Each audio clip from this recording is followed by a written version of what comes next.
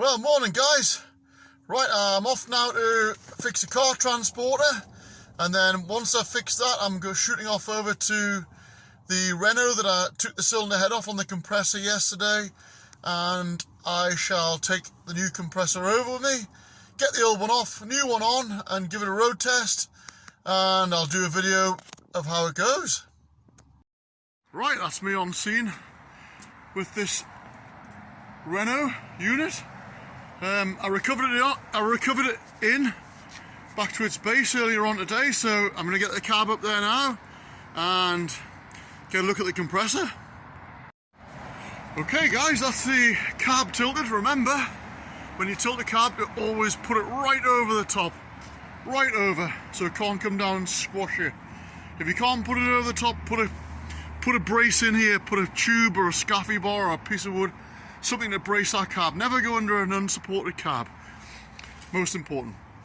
Anyway, at the scene of the breakdown, I've taken this pipe out of the compressor and it's not putting enough wind out, so I'm going to take the cylinder head off first, because I don't want to be renewing a compressor if it's just a valve got in the head. So that's what I'm going to do now. Okay, so I'm just going to put my drip tray under to catch some of that coolant. Okay, so the first part removes this vessel, which just pushes in this gland on the top of the head. So the next one is we'll get this coolant hose off here and the coolant hose off here. Right then, so with these special pliers here, I'm just going to put them onto the fittings on the coolant hoses, and they've got a spring-loaded clip, so you just press them in there like that, and then that pipe will just lift off. Okay, like that. So that's the coolant, well, the coolant that was in the head draining into the drip tray. This back one here, I couldn't get this fitting off. For some reason it's stuck, so I'm not going to break it, and I've just undone it by the fitting into the head there, okay? So, that's good. So, now I'm going to undo the 1, 2, 3, 4, 5, 6 mounting bolts. 6 mounting bolts hold that. Okay, so that's all the mounting bolts out the head. So I'm just going to get my hammer from underneath here, and I'm just going to give it a go. Give it a tap, and yeah, she's off there. So I'm going to lift that off now.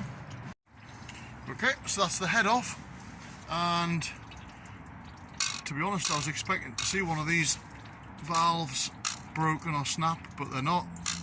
So that's not too bad. There's nothing wrong with the pistons, there's no holes or anything like that. So I'm going to get a look at the head itself now. So that's the cylinder head in my vise. So I'm just going to undo this retaining bolt here and this little retaining bolt here, and then we'll split it. Okay, that bolt there was C-solid and I couldn't get it out, so I've had to cut the head off, but I'll tackle that afterwards. The head gasket on the cylinder head isn't blown anywhere, so it's not that. Bit of carbon in there, but there's nothing to see that would cause any lack of air build-up. So I'm just going to lift this portion off there now. So that's it all split there. I couldn't get that bolt out, so I've cut the head off it, but I'll tackle that afterwards. Nothing to see that's not blown, or the head gasket there, that's not blown. So what I'm going to do now, I'm going to remove the reed valves, and we'll have a look in there, see what we can find. Yeah, so I've got these reed valves out, and to be honest, they're not too bad. Bit of carbon and crap on them, but nothing's broken. No massive amounts of carbon where they were sealing. So I mean, there is a bit of carbon in there, but that's not going to stop it from building air up. So I think I'm just going to put a compressor on it. I'm not going to go down the route of putting a repair kit into that, finding that it still doesn't work and then needing a compressor. So I'm just going to put a compressor on it. Right then, so that is the oil feed pipe removed. I've left the air pipe there that goes into the bottom. I'm just going to get the compressor out and then undo that when it's out. I've undone the 3 mounting bolts, so she's slack there, and I'm just going to pull her out there now. So guys, that's the compressor removed from the timing cover. So all I'm busy doing now, I'm just getting my 22mm spanner and I'm just undoing this fitting here, and once that fitting's undone, we'll get the compressor off. Right, that's her removed. So you can see this clutching arrangement on the front. So I don't think the new one will come with this gear, so we'll either get rid of this gear and that'll have to get put on the new compressor. Okay, so here's the new compressor. So yeah, it doesn't come with that gear, so we'll swap that gear over. So yeah, we'll get her out the bag and we'll get that gear put on. Okay guys, there we go, there's the new compressor. So I'm going to get the gear taken off the old one and we'll get that put onto the new one. Right, that's the gear removed from the old compressor and fitted to the new one.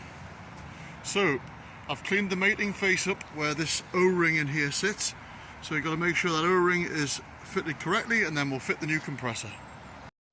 I'm just going to remove this fitting here at the back of the compressor and put it in the new one first, and then we'll get it put on. Right, that's the fitting swap. Let's get it put into the hole.